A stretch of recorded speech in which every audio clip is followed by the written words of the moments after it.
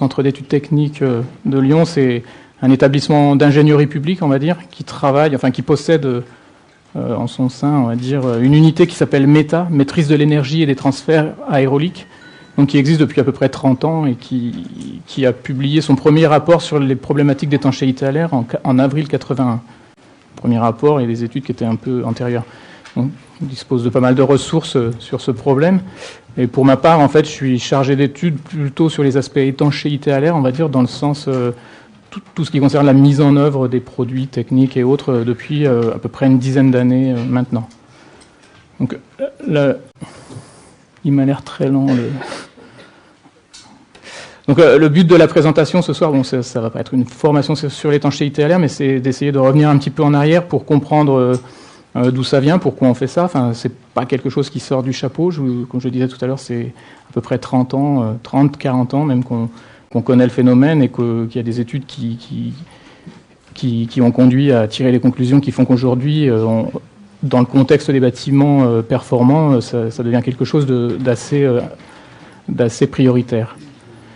Donc, juste un petit retour en arrière pour essayer de situer cette problématique, on va dire, aujourd'hui de l'étanchéité à l'air. En fait, si on regarde depuis à peu près 40 ans aujourd'hui, bon, je vous refais pas toute l'histoire du choc pétrolier et autres, mais bon, on a commencé à la fin des années 70, on va dire, à renforcer ou à se soucier de la qualité, du confort thermique et de la maîtrise des déperditions d'énergie dans les bâtiments. Donc, si on regarde en gros jusqu'aux années 80, ça s'est traduit comment? Ça s'est traduit par l'apparition de l'isolation thermique des parois opaques, une amélioration des techniques, enfin des déperditions des vitrages, puis des renforcements successifs, et puis avec la RT 2000, on parlait déjà d'étanchéité à l'air avec ce qu'on appelait à l'époque une valeur par défaut, une valeur de référence, qu'on utilisait ou pas, en général qu'on prenait par défaut, comme ça on l'insérait dans la note de calcul et on n'avait pas trop de soucis quant à la réalisation, enfin quant à justifier à travers une valeur de référence quelque chose. Donc ça, c'est tout ce qui concerne le bâti, et puis ce qui nous réunit, en fait, peut-être aujourd'hui, ce soir, enfin le nombre de personnes qui, aujourd'hui, montre que le sujet est plutôt important, c'est l'apparition dans la RT 2012, donc, de ces deux valeurs pour le collectif et pour la maison individuelle, le 1 et le 0,6 du Q4 PA Surf. Donc en fait, d'une part, un net renforcement de la maîtrise des déperditions par conduction, hein, c'est un des premiers postes de déperdition, des parois opaques, des parois vitrées, qui a été associé aussi, si on regarde au niveau des transferts d'air, hein, quand on a travaillé largement sur la maîtrise des déperditions par conduction, un poste qui devient important juste derrière, c'est le renouvellement d'air, qu'il soit volontaire ou involontaire. Le renouvellement involontaire, en l'occurrence, ce sera la perméabilité à l'air. Et donc on a vu à travers l'arrêté du 24 mars 1982 une meilleure maîtrise, on va dire, des débits de ventilation, ajustés, adaptés en fait aux polluants qui sont considérés dans cet arrêté, qui sont essentiellement le CO2 et la vapeur d'eau. Je me rappelle, on reviendra un peu dessus, la ventilation, c'est un des objectifs de la ventilation, c'est d'évacuer la vapeur d'eau. Et puis l'apparition de la modulation des débits pour aller encore un petit peu plus loin, de perdre le moins possible par renouvellement d'air, et puis la consommation des ventilateurs et autres. Enfin, tout ça, en fait qu'on va vers des parois de plus en plus maîtrisées en termes de maîtrise des déperditions par conduction, et puis en termes de renouvellement d'air. Et puis on avance, RT 2012, à l'horizon 2020, on devrait en remettre encore un cran, donc ça commence à poser des questions. Ce qui est sûr aujourd'hui, c'est que on ne peut pas faire des bâtiments très isolés, très étanches, sans se poser le problème de la maîtrise en fait du renouvellement d'air et de la ventilation volontaire, j'entends. Donc il y a dans les concepts qui se mettent en place aujourd'hui, qui sont hérités un peu de l'expérience de l'Allemagne, de l'Autriche, de ce qu'on peut faire en France. Il y a un triptyque, on va dire, qu'on voit de plus en plus, c'est je fais un gros travail sur mes parois opaques, sur mon vitrage, ça c'est prioritaire, il y a beaucoup plus à gagner. Il faut faire aussi si on devait hiérarchiser, je dis pas qu'il faut pas mettre tout de suite l'étanchéité à l'air. Peut-être c'est plus important, dans un premier temps, de maîtriser en fait la maîtrise par déperdition, enfin les déperditions par conduction, donc l'isolation thermique. L'étanchéité à l'air, et puis c'est fortement associé, c'est indissociable en fait du fonctionnement à minima de la ventilation, en tout cas pour obtenir les renouvellements d'air nécessaires au confort à la fois thermique, hygiénique et autres. Donc ce qu'il faut surtout bien comprendre, c'est que cette étanchéité à l'air qu'on cherche à faire, ça devient en fait une composante à part entière de l'enveloppe, Et c'est comme ça qu'il faut l'apercevoir. C'est pas je suis tout seul au milieu de ma maison avec mon pistolet à extruder du mastic. Et c'est quelque chose qu'il faut intégrer dans la paroi, parce qu'on verra après, il y a beaucoup d'interférences. Et surtout sans enlever cette image du confinement, du sac plastique, de la bouteille thermos, puisque le but, en fait, c'est de maîtriser au mieux les flux d'air volontaires, la ventilation, en réduisant ces flux d'air involontaires. La perméabilité à l'air se comporte quelque part, en fait, comme un système de ventilation naturelle, en fait. Sauf qu'elle n'est pas maîtrisée, on ne sait pas où ça entre, enfin, on sait plus ou moins où ça entre, où ça sort. À l'opposé, la ventilation, on est censé, en théorie, mieux maîtriser. Donc, ces trois postes-là sont vraiment importants, et je le redis encore une fois, l'étanchéité à l'air, c'est une composante de la paroi. C'est pas un joint extrudé au droit d'une fenêtre, quoi. Je reviendrai après sur le joint extrudé. Donc en fait, je l'ai dit, la diapo, l'objectif de l'étanchéité à l'air, c'est de bien maîtriser en fait ces flux d'air involontaires. Ce qu'il faut comprendre, c'est que quand l'air circule à travers le bâtiment, à travers l'enveloppe, à travers les défauts d'étanchéité à l'air, il n'y a pas de logique, contrairement à ce que laisse penser des fois le test, qui est souvent en dépression, où il n'y a que l'air froid qui rentre. En fait, le problème, c'est qu'on a des transferts à travers le bâtiment, ça entre, ça sort, par en haut, par en bas, entre des façades opposées. Et c'est beaucoup plus complexe que ce qu'on croit en termes de transfert aérolique. Donc maîtriser les flux d'air qui circulent à travers le bâtiment pour la ventilation, ça veut dire maîtriser cette problématique des flux d'air involontaires. Donc juste je rappelle, mais là maintenant vous êtes un peu au courant, enfin surtout depuis le 1er janvier 2013. Donc pour le moment, les obligations de résultats ça ne concernent que le résidentiel, le collectif et la maison individuelle, accolée, diffuse ou autre. Et on peut imaginer, j'ai pas mis de valeur, mais l'objectif 2020, demain, on remettra sans doute un cran, puisque l'objectif 2020, plan Grenelle bâtiment, c'est le BPOS, le bâtiment à énergie positive. Et un bâtiment à énergie positive, c'est d'abord, avant tout, un bâtiment passif, quoi. Sinon, on peut mettre 2000 m² de panneaux photovoltaïques dans le jardin avec une tente à côté, on aura un bâtiment énergie positive, mais je ne suis pas sûr qu'on ait le même niveau de confort et autres. Donc juste rappeler aussi, tout ça c'est pour bien comprendre qu'il y a une évolution en fait, mais que RT 2000 on avait déjà, bon là j'ai démarré à la RT 2005, mais on a des valeurs qui étaient déjà prises en compte dans le calcul réglementaire et qui progressivement ont évolué vers un niveau de plus en plus élevé.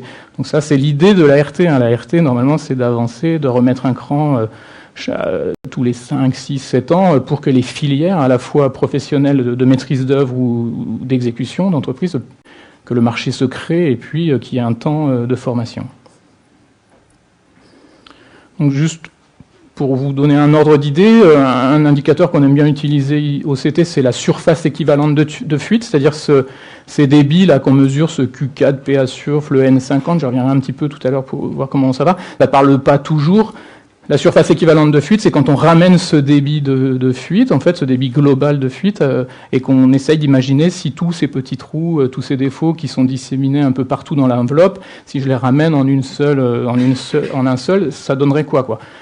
Donc l'objectif aujourd'hui, en maison individuelle, le Q4PA surf à 0,6, c'est l'équivalent en fait d'un trou, on va dire, d'un orifice dans la paroi de 231 cm². 231 cm², ça fait un peu plus qu'un demi-format A4.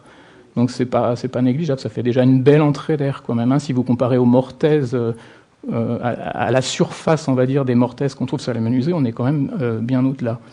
À comparer, en fait, je vous ai mis à côté l'objectif, je mets un point d'interrogation, attention, je ne me prononce pas, mais il y aura forcément une évolution de la valeur, donc qu'on peut imaginer autour de 0,2. Pourquoi j'ai mis 0,2 ? Parce que 0,2, c'est en gros si on convertit le N50, la valeur que vous connaissez peut-être, qui vient d'Allemagne, d'Autriche, qui est utilisée dans le label Passivhaus, ce 0,6 N50, si on le convertit en Q4PA surf, ça ne fait pas 0,6, mais 0,2. Et c'est beaucoup plus difficile, à mon avis, à atteindre. C'est très facile, je pense, enfin c'est très facile, on le voit, je ne dis pas ça par rapport aux expériences qu'on a pu avoir, nous, dans des projets qu'on a accompagnés. Il sera beaucoup plus facile de passer de 3 ou 4 en Q4PA surf à 0,6 que de passer de 0,6 à 0,2. Plus on s'approche de la performance, plus c'est difficile.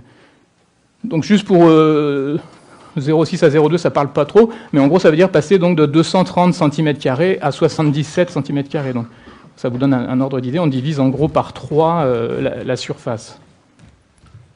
Si on regarde au niveau de l'habitat collectif, alors les surfaces équivalentes de fuite sont différentes, puisque dans le Q4PA-Surf, il y a une notion en fait, de compacité du bâtiment. Je reviendrai après pour essayer de comprendre d'où ça vient. Donc, c'est pareil, on va passer de 1 à 0,3, peut-être 0,2. Si en Allemagne, il n'y a pas de différence entre le collectif et la maison individuelle, hein, c'est 0,6 partout en N50.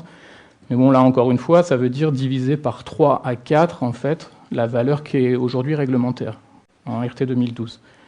Ce qu'il faut savoir, très rapidement, c'est que cette valeur de 0,6, ce qui fait peut-être peur aujourd'hui, ou qui interpelle, qui pose des questions, c'est son caractère obligatoire, on va dire, la justification des résultats, mais ce n'est pas non plus une valeur qui est très exigeante en soi, en fait. Si on la compare à ce qu'on peut voir, ou à ce qu'on doit obtenir, en tout cas, avec le label Passive House ou MénerJP ou ce genre de label de performance énergétique des bâtiments. Donc assez rapidement, on n'aura pas le temps de tout détailler, mais les enjeux principaux en termes d'étanchéité à l'air, c'est quoi? Il y a à peu près 5 postes, on va dire, sur lesquels elle peut interagir. Alors c'est jamais un effet immédiat, souvent c'est un effet qui en entraîne un autre, ou c'est une conséquence qui va de quelque chose, d'un phénomène physique ou autre, dans lequel la perméabilité à l'air a un rôle, en fait. Donc tout ce qui la notion d'hygiène, santé, qualité de l'air intérieur, on verra plus en détail après, le confort thermique, éventuellement le confort acoustique. Quand on a des problématiques de confort acoustique liées à la perméabilité à l'air, c'est grave. Ça veut dire qu'il y a un bon échange, on va dire, entre l'intérieur et l'extérieur. Si on a des problématiques de confort thermique et de consommation d'énergie, ben forcément, ça va avoir un impact sur la consommation énergétique et sur la facture, bien entendu.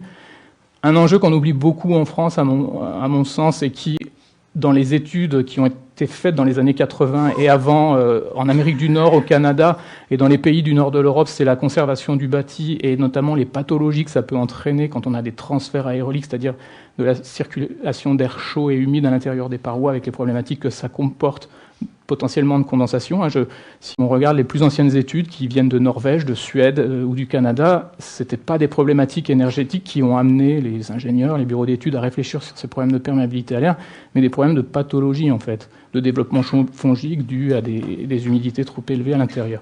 Et la sécurité des personnes, c'est un peu plus anecdotique, j'en parle un peu ici, parce qu'on n'est pas loin de Fezin, on n'est pas loin de Pont-de-Claix, de sites classés Céveso, où il y a maintenant ce qu'on appelle les plans de prévention des risques technologiques, et où là, il y a souvent des exigences assez fortes en termes de maîtrise de la perméabilité à l'air. Donc, la qualité de l'air intérieur, donc un des effets en fait qu'on connaît bien, c'est en fait la combinaison, on va dire, dans les systèmes qu'on rencontre souvent constructifs en France, l'isolation par l'extérieur, avec souvent de nombreux ponts thermiques. Qu'est-ce qui se passe en fait bien souvent quand on combine ça avec des problèmes de perméabilité à l'air? Si on regarde la ventilation telle qu'elle est conçue, telle qu'elle est réalisée en France globalement pour être conforme à l'arrêté du 24 mars 82, on doit avoir un balayage permanent, les entrées d'air dans les pièces de vie, on extrait par les pièces de service ou les pièces humides, il y a les transferts par le détalonnage ou les grilles de transfert. Enfin, on a un phénomène, on va dire, de mise en dépression du bâtiment avec des transferts d'air qui ne doivent pas être interrompus, il doit y avoir une certaine continuité. Dans le schéma qui est à droite, en fait, ce qui se passe quand il y a un excès de perméabilité à l'air dans une zone, c'est qu'on va shunter en fait ce transfert en fait qui est conçu, enfin qui est prévu initialement. Donc on va avoir des zones, des secteurs où on va avoir une nette sous-ventilation, et quand on est sous-ventilé et qu'on combine par exemple au pont thermique ou la notion de paroi froide liée au pont thermique, ben on va avoir très souvent des condensations superficielles. Et ces condensations superficielles ou des ambiances climatiques proches de 80-90%, voire 100% d'humidité relative, avec une température, avec les conditions climatiques qu'on a par ici, une température de surface de 12 degrés, ben on a ce qu'on voit sur la photo, là, en cueillie de plafond, en pied de doublage et autres.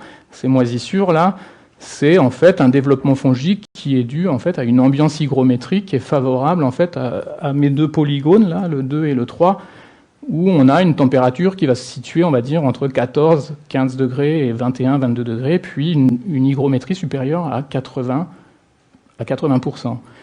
Il n'est pas forcément nécessaire, parce qu'il y a une multitude de champignons, on va dire, il n'est pas forcément nécessaire que ça condense. Bien souvent, on croit qu'il faut atteindre les 100% d'humidité relative, puis ça condense, et puis on a du développement fongique. Vous avez certains champignons, on va les appeler des champignons, qui se développent dans une ambiance qui tourne autour de 80-90% d'humidité relative et des températures qui sont autour de 12, 13, 14 degrés.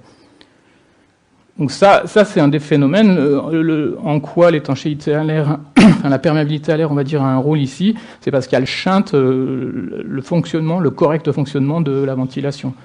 Un autre problème qu'on connaît, mais qu'il faudrait approfondir aujourd'hui, c'est comme on a des transferts d'air, en fait, je vous le disais, hein, la perméabilité à l'air, on a des trous dans l'enveloppe, on a des phénomènes de dépression avec des forces motrices qui sont issues de phénomènes naturels, le vent, le tirage thermique, la mise en dépression du bâtiment au niveau de la ventilation, et on va avoir des transferts en fait qui se font de l'intérieur vers l'extérieur ou l'inverse en fonction de l'exposition des façades au vent, en fonction de la rigueur climatique et du chauffage.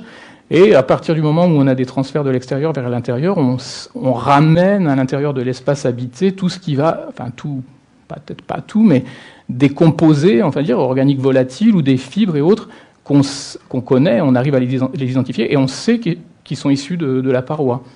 Ce qu'il faut approfondir aujourd'hui, c'est dans quelle mesure ces fibres, ces COV sont dangereuses pour la santé et autres. Mais par contre, ce transfert de polluants à l'intérieur du bâtiment par le biais des transferts aéroliques involontaires, enfin il est aujourd'hui connu. Un autre, si on regarde sur les aspects consommation d'énergie, ça c'est quelque chose qui est très connu et c'est ce qui a conduit en fait le label Passive House ou des travaux, des recherches qui ont été faites dans le cadre d'un programme européen qui s'appelait CEFUS. En fait, c'est la baisse de la performance des systèmes, on va dire double flux avec récupération de chaleur. Qu'est-ce qui se passe en fait, c'est qu'à partir du moment où vous avez des transferts d'air, et c'est notamment surtout quand on a cette force motrice là qui est liée au vent, on va avoir l'air qui va pénétrer sur les façades exposées au vent, parce qu'on est en surpression à ce niveau-là, on est en dépression de l'autre côté, donc on tire, et là on a un transfert, et on a une partie, on va dire, vous avez vu tout à l'heure, 230 cm² d'entrée d'air, c'est plusieurs mortaises classiques, et en fait on va avoir une grande partie de l'air qui va être renouvelée sans passer par le récupérateur de chaleur de la VMC double flux. Alors, souvent, des fois, c'est mal compris. Donc, c'est pas la qualité intrinsèque de l'échangeur RR qui est abîmée, c'est le système dans sa globalité, puisqu'on a un débit massique, un volume d'air qui ne passe pas par cet échangeur.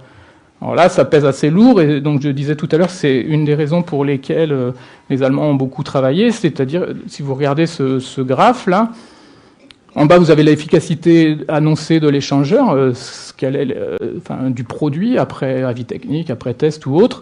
Et puis, sur les ordonnées, en Y, le taux de récupération effectif, si on déduit en fait ce renouvellement d'air involontaire. Donc en fait, si on regarde là sur l'exemple, si vous avez un récupérateur de chaleur RR à 80% d'efficacité et une étanchéité à l'air très mauvaise, en fait, autour de 4, en fait, la récupération effective, elle est que de 30%. Donc en gros, ça veut dire quoi? Ça veut dire mettre du double flux avec récupération de chaleur dans une maison très mal isolée et très peu étanche à l'air, on va pas y gagner beaucoup, en fait. Et puis, vous voyez, plus on monte, plus on va s'approcher les pentes, hein, c'est les différents niveaux de perméabilité à l'air, plus on va s'approcher de 45 degrés, plus l'effet sera moindre. Et 45 degrés, comme par hasard, c'est la courbe de 0,2 ou le 0,6 N50 des Allemands, quoi. Ça vous donne un ordre d'idée, quoi. Alors, vous voyez sur le 0,6, hein, à 80%, là, si on continue à monter sur la courbe bleue en haut à 0,6, donc la valeur aujourd'hui obligatoire, on va dire, enfin qui doit être justifiée, en tout cas au niveau de la RT 2012, on passe de 80 à en gros 60-65, on perd quand même beaucoup, quoi, malgré tout, du fait de la perméabilité à l'air. Donc quelques valeurs chiffrées en gros pour avoir un ordre d'idée. Donc ce qu'on estime à peu près, si on regarde par unité de Q4P Assure, c'est 5 à 10 kWh énergie primaire par mètre carré par an. Donc c'est pas négligeable.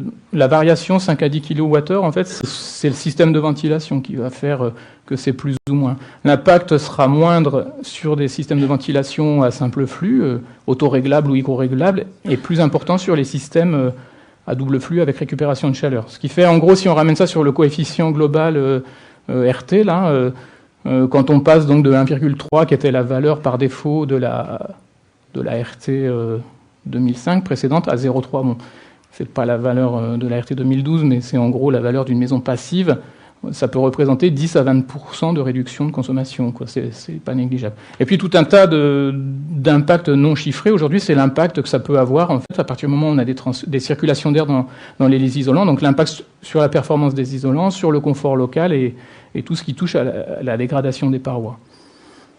Donc, une étude du CT assez récente, très rapidement, donc, où on a comparé donc, sur les 3 zones climatiques qu'on trouve en France, simple flux, hygro-B ou double flux. Donc, vous avez les différents postes ça a été calculé avec le moteur RT 2012, là.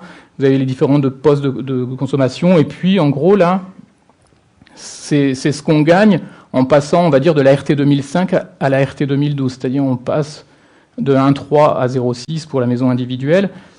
Donc, en fonction des zones climatiques et autres, vous voyez, on a en moyenne un gain de 10% à peu près sur le CEP, quoi, ce qui est pas négligeable. L'impact est un peu plus fort sur tout ce qui touche au collectif. Donc, de 1,7 à 1, c'est les consommations supplémentaires que ça entraînerait si on ne prenait pas en compte plus ces mesures sur l'étanchéité à l'air.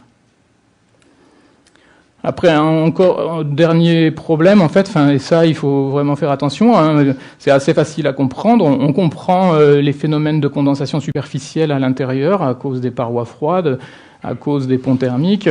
Et ben là, on va retrouver la même chose. À partir du moment où vous avez des transferts aéroliques, c'est-à-dire de l'air aux conditions intérieures qui, en général, est chaud et humide, qui va transférer dans la paroi et qui va aller vers l'extérieur, quand il va faire son circuit, il va croiser le gradient de température, c'est-à-dire plus je m'approche de l'extérieur, plus la température diminue. Et très souvent, si on regarde sur les systèmes d'isolation thermique par l'intérieur, ben, ça condense pile à cet endroit-là, c'est-à-dire sur le nu intérieur du mur de maçonnerie. Et ça, en fonction des modes constructifs, en fonction de la sensibilité au développement fongique ou autre des différents modes constructifs, c'est un phénomène qu'il ne faut pas négliger parce que les quantités d'eau qui sont véhiculées ou transférées par ce biais-là sont beaucoup plus importantes que ce qui est transféré par migration interstitielle, c'est-à-dire quand la vapeur d'eau traverse la matière, on va dire. Ce qu'on appelle les condensations interstitielles, c'est un autre phénomène, mais le résultat est à peu près le même. Sauf que là, on peut avoir des quantités d'eau relativement importantes qui sont emmenées à l'intérieur de la paroi. Alors là, juste aussi, attention d'une pathologie qui peut exister de ne pas en créer une autre, c'est-à-dire qu'aujourd'hui, on a un développement important du marché de l'étanchéité à l'air, beaucoup de produits, des membranes, on va utiliser souvent la membrane par vapeur ou frein de vapeur, ou éventuellement on peut utiliser des revêtements techniques des enduits, excusez-moi. Attention où on le met, quoi. Il y a certains produits dont la vocation première, ça reste quand même normalement de traiter les problématiques de transfert de vapeur d'eau, de maîtriser en fait les transferts de vapeur d'eau.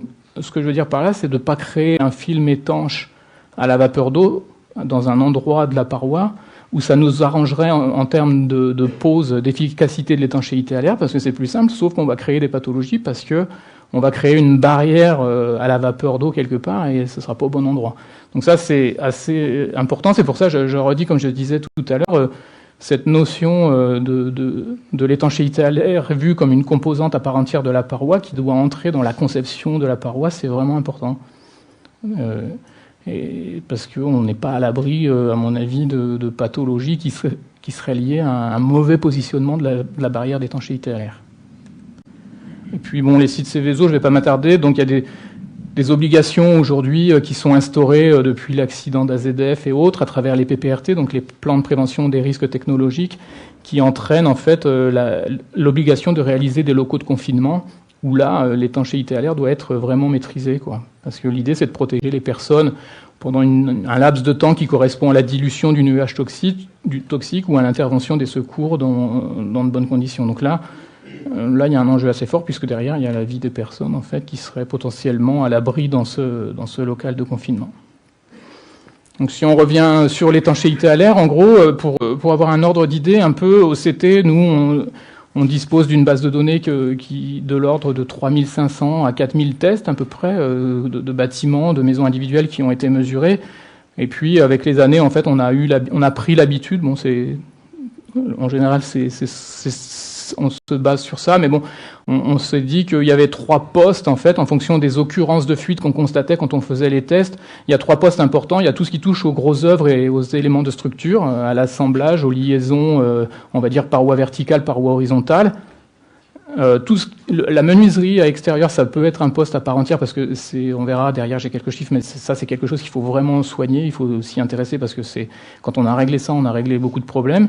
Tout ce qui est trappe et éléments traversants, donc trappe, quand on est en maison individuelle, ce sera la trappe d'accès au comble. Quand on est en logement collectif, c'est toutes les petites trappes d'accès aux gaines techniques qu'on va trouver dans les locaux humides, enfin salle de bain, WC, et puis enfin les équipements électriques et réseaux fluides, en fait, quand ils sont traversants de la paroi. Donc la répartition, en gros, si on regarde, nous, sur notre base de données, on est obligé un peu de scinder en deux les systèmes, on va dire, issus de la maçonnerie, du béton, et tout ce qui est par système issu des filières sèches, mais en l'occurrence, là, c'est plutôt la construction ossature-bois. Donc sur les maçonneries, au niveau des éléments de structure, il y a un peu moins de problèmes. Le focus qu'on peut peut-être faire, ici, vous voyez l'importance de la pose des menuiseries, qui représente en gros 40 à 41% du problème, et puis tout ce qui va être équipement électrique. Sachant que l'air ne rentre pas forcément côté extérieur, on va dire, là où on le voit. Les électriciens n'ont pas de chance, parce que souvent, au droit de tous les boîtiers d'équipement électrique, on voit l'air entrer, sauf que l'air, il est entré peut-être par une mauvaise pose des fenêtres, qui circule dans la laine d'air, laissée libre entre l'isolant et le mur, et puis qui finit par sortir par l'équipement électrique. Donc il faut plus on va traiter le problème en amont, c'est-à-dire que là, si on traite je suis à peu près persuadé que si on traite correctement les menuiseries, on va réduire un peu le poste électrique. Et le poste électrique, il y a encore d'autres problèmes, c'est-à-dire qu'on a de l'air qui circule par les gaines Janolène, enfin bon. Mais c'est difficile de dire c'est comme ça, c'est vraiment un ensemble. C'est plutôt la paroi qu'il faut regarder. Sur les constructions à ossature-bois, pour le poste menuiserie, équipement électrique, c'est à peu près la même chose. La petite différence, c'est sur les éléments de structure, et ça, c'est dû au système constructif, en fait. Alors, ça ne veut pas dire qu'il n'y en a plus... Enfin, le bilan, il est à peu près le même, au final, dans le fonctionnement de la maison. Mais bon, dans l'ossature-bois, typiquement, un grand classique, c'est la liaison de la lisse basse sur le mur de soumassement ou la souche, où là, il y a souvent énormément de problèmes. Et puis, c'est un système d'assemblage où, si c'est pas joint, si on a des parois sèches, rigides, on va avoir forcément des problèmes. Donc la mesure, bon, maintenant on commence un petit peu à savoir comment ça fonctionne. Ce qu'on peut peut-être retenir, Alain en parlera peut-être un peu plus, c'est que c'est une technique qui est aujourd'hui maîtrisée, on sait parfaitement le faire, qui est cadrée par une norme, qui est cadrée aussi en France par un guide d'application. Après, attention à qui fait la mesure. Donc aujourd'hui, vous avez un certain nombre de personnes qu'on appelle les mesureurs autorisés. C'est en priorité avec ces gens-là qui font travailler. J'ai pas mis là, j'ai oublié de le mettre, la liste des mesureurs ou des opérateurs en infiltrométrie, différents mots qui sont utilisés, est disponible sur le site RT Bâtiment, RT-Bâtiment, qui est un site d'information sur l'évolution de la réglementation thermique, dans lequel il y a une rubrique étanchéité à l'air, et dans cette rubrique, vous trouverez la liste des personnes qui sont autorisées, donc par le ministre en charge de la construction, à réaliser les essais. Ça, c'est vraiment important, et puis de toujours vérifier, enfin, si vous êtes maître d'ouvrage ou même un maître d'œuvre qui voudrait faire un test avant réception ou autre, faites vraiment attention aux professionnels que vous allez choisir pour faire cette mesure, quoi. Et à ce que toujours la mesure soit cadrée par cette norme et ce guide d'application. Je ne sais pas si je détaille, bon, il y a un gros éventail aujourd'hui d'appareils disponibles. En fait, le choix des appareils est fonction en fait, de la qualité de l'étanchéité à l'air et du volume qu'on va mesurer. Mais à mon sens, là, ce qu'il faut surtout retenir, c'est que c'est cette notion d'opérateur autorisé et formé, et de tout ce cadre, on va dire, de normes et de guides d'application. Il faut que je veux dire, par exemple, dans une prescription pour un maître d'œuvre, faites référence à cette norme, faites référence à ce guide d'application. Enfin, c'est des éléments qui permettent de cadrer en fait la valeur du test d'étanchéité à l'air. Quelques points d'information. Donc, l'objectif de la mesure, c'est en premier lieu de connaître, d'identifier les flux d'air involontaires, on va dire, tout ce qui est issu de la perméabilité à l'air. Donc, dans le protocole de réalisation du test, il est normal de couper la ventilation. Hein, vous comprenez bien pourquoi. Si les tests d'étanchéité à l'air, on va utiliser aussi un ventilateur pour mettre en dépression ou surpression. Si on laisse la ventilation fonctionner d'un côté, ça va pas bien le faire. Il est normal aussi d'obturer tout ce qui est lié au système de ventilation dit volontaire, donc entrée d'air et sortie d'air. Et puis bon, après l'installation du banc de mesure, l'objectif c'est vraiment de quantifier et puis de visualiser à l'aide d'une caméra infrarouge, à l'aide de fumigènes ou autres, où sont les différents points de fuite, quoi. Donc un petit retour sur ces histoires d'indicateurs. Donc faites bien attention. Aujourd'hui, il y a deux indicateurs qui sont le N50 et le Q4PA Surf. Le N50, en fait, c'est ce qu'on va trouver dans les labels, on va dire, qu'on trouve en Amérique du Nord, au Canada, mais aussi en Allemagne, en Autriche. Donc c'est les labels qui sont utilisés. C'est l'indicateur qui est utilisé par les labels Passiva House, Minergie-P, et où là, le débit à 50 pascal. Le débit de fuite à 50 pascal, en fait, il est normalisé par rapport au volume chauffé, en fait. Donc c'est H-1, c'est 0,6 volume heure à 50 pascal. Ça veut dire quoi, en fait, quand vous avez 0,6 volume heure à 50 pascal? C'est-à-dire que le volume chauffé de l'habitation se renouvelle 0,6 fois quand vous avez une différence de pression entre l'intérieur et l'extérieur de 50 pascal. 50 pascal, c'est pas forcément la tempête dehors, hein. Il faut une légère brise et vous êtes à 50 pascal de différence de pression entre l'intérieur et l'extérieur. Enfin, je veux dire, c'est pas enfin c'est pas non plus, enfin c'est pas, ce que je veux dire, c'est pas des grands vents, quoi. Donc faites attention à ça, parce qu'il y a beaucoup de confusion souvent, parce que le fait qu'on ait la même valeur absolue, le 0,6 des deux côtés, c'est pas la même chose qu'on cherche à obtenir. Le Q4PA Surf, lui, en fait, il est normalisé en fait par rapport à la surface de paroi froide. Donc c'est des mètres cubes par heure et par mètre carré, et les mètres carrés, en fait, c'est les surfaces de paroi froide hors plancher bas. Donc ça, c'est le choix de la réglementation. Et puis, il est possible, en fait, de convertir le N50 en Q4PA Surf et inversement. Et ce qu'il faut retenir, c'est que malgré tout, quand même si cet indicateur il est parfois critiqué, parce qu'il est plus complexe peut-être à appréhender, c'est que la mesure de la perméabilité à l'air, qu'on soit en Allemagne ou en Autriche, elle se fait exactement de la même manière. C'est comment on transforme, comment on utilise le débit de fuite après, en fait, comment on normalise ce débit de fuite dans l'utilisation de l'indicateur. Donc un état des lieux là pour montrer qu'on arrive malgré tout à un certain niveau, enfin à quelque chose de relativement intéressant. Celui-ci, je le trouve intéressant. Donc c'est un projet sur lequel, qu'on a accompagné il y a à peu près 5 ans, je crois.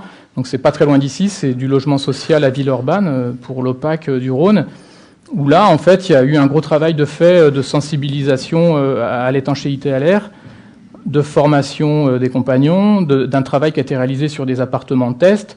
Et les résultats, à l'époque, on n'avait pas forcément sur le marché la disponibilité des produits, tout ce qu'on peut trouver aujourd'hui en termes de membranes, de joints mousse extrudés. Les techniques qui ont été utilisées là sont très proches des techniques traditionnelles du DTU, c'est-à-dire que là, les menuiseries ont été posées avec un joint mousse et un cordon de mastic extrudé.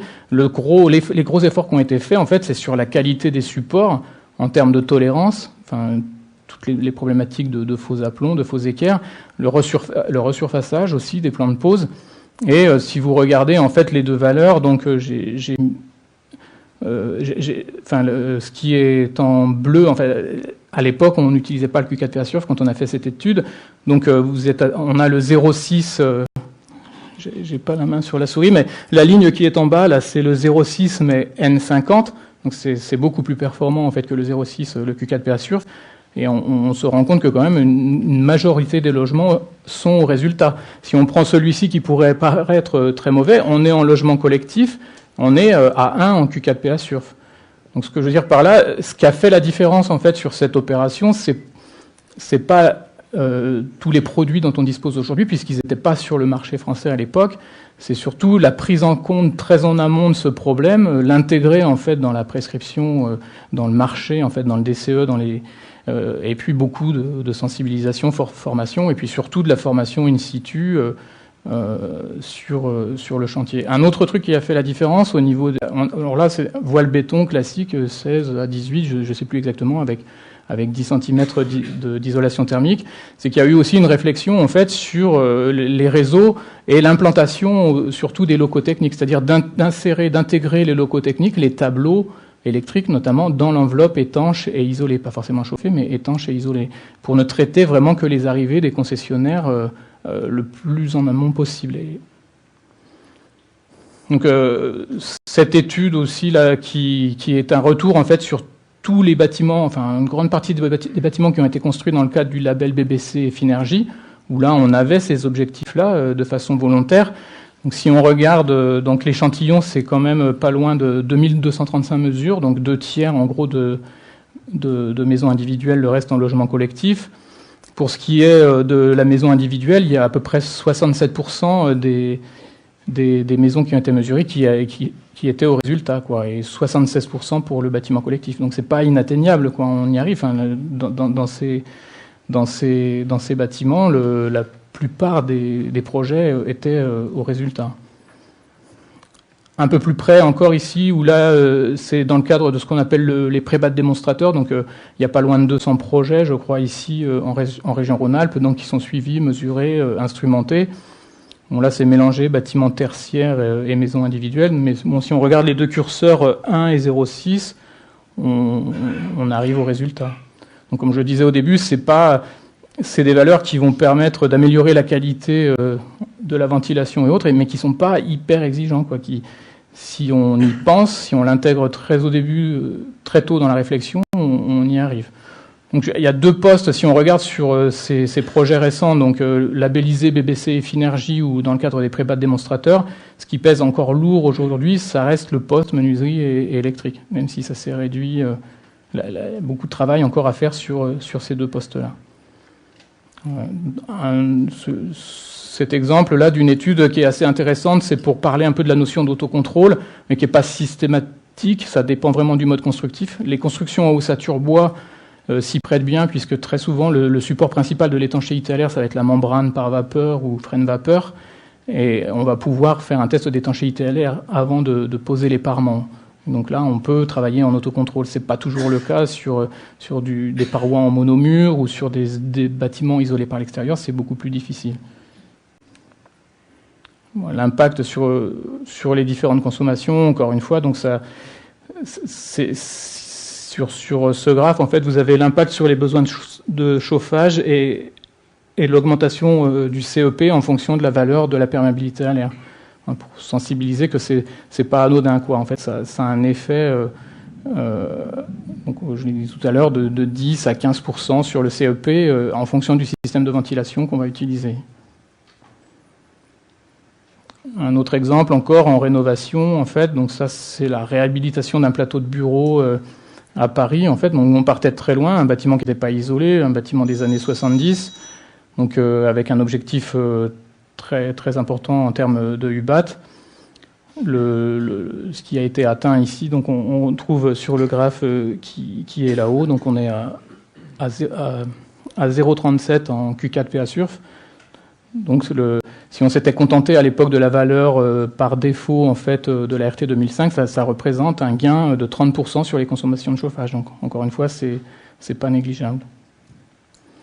Donc voilà, j'en termine. Si je suis dans les temps, on m'a pas donné de chrono. Donc ce qu'il faut vraiment retenir, donc je ne sais pas si on mettait 3 points. Donc c'est se détacher un peu de ces rumeurs ou de ces bruits qu'on entend très souvent. La notion de confinement, de thermos et autres, c'est vraiment pas le but. C'est ce qui peut arriver, c'est clair, si c'est pas concilier un système de ventilation efficace. Mais la maîtrise des débits involontaire de la perméabilité à l'air conduit en fait à une meilleure maîtrise des systèmes de ventilation. Donc ça, c'est relativement important. Donc juste le petit graphe à droite, si on traduit, la build tight and ventilate right, c'est construire étanche pour mieux ventiler. Et donc c'est une publication en fait d'une revue spécialisée sur tout ce qui touche à la ventilation, l'étanchéité à l'air. C'est une revue du Canada en fait qui titrait ça en août 80. Donc vous voyez que c'est pas quelque chose de très récent en fait, hein, l'étanchéité à l'air tout compte fait. Donc voilà, donc si vous voulez aller un peu plus loin dans les études que j'ai pu présenter, parce que là on n'a pas forcément le temps de tout détailler. En règle générale, sur le site du CT de Lyon, toutes les études qu'on a pu faire à une échéance de 2 à 3 ans, au bout d'un moment on enlève, sont disponibles en téléchargement sans problème en fait.